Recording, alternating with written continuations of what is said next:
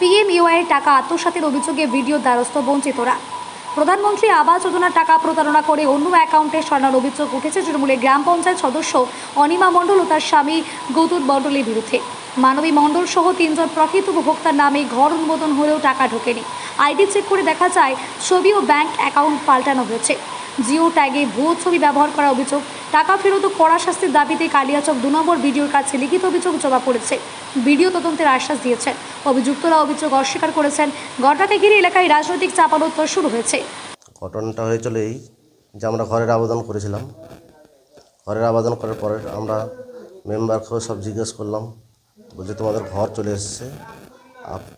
ফের আবার বলছে যে কি ব্যাংকে যে চেক টেক করেন, আমরা ওখানেও গিয়েছিলাম, চেক টেক করেছিলাম, তো বলছে কোনো অ্যাকাউন্টে তোমার টাকা আসেনি। লাস্টে ফের মেম্বারকে জিজ্ঞেস করলাম যে তো আমাদের আরও বলছে এই যে জোট্টা কথা বলে পাঁচ মিথ্যা কথা বলে রেখে দেয়। কত টাকা ঢোকার কথা? 1,20,000 টাকা। এক টাকা ঢুকেছে? একটাও টাকা ঢুকেনি আমার অ্যাকাউন্টে। হয়েছে ওই টাকা? ওই টাকাটা অন্য অ্যাকাউন্টে ঢুকে গেছে আর অন্য করে ছবি লাগিয়ে দিই। আমি আপনার আইডি লাগিয়ে চেক করেছিলাম, এই আইডি লাগিয়ে কম্পিউটার চেক করেছিলাম কি দেখছেন?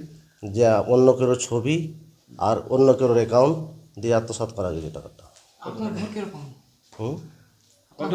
1,20,000 টাকা। তো এটা আপনি সরঞ্জাম আমার তৃণমূলের মেম্বার ওই করে ওই করেছে। কোন পঞ্চায়েত এটা? বাঙ্গিটলা পঞ্চায়েত কোথায় অভিযোগ? করেছি বিডিওতে এবং ডিএম অফিসে। কি চাচ্ছেন আপনি? আমরা চাইছি যে গরিব মানুষের টাকাটা ফেরত করা যায়, পাওয়া যায়। যেমন যে আপনার নাম? আমার নাম নবকুমার মণ্ডল, স্ত্রীর নাম ভাসানী মণ্ডল, আর বাড়ি গোলকপুরা।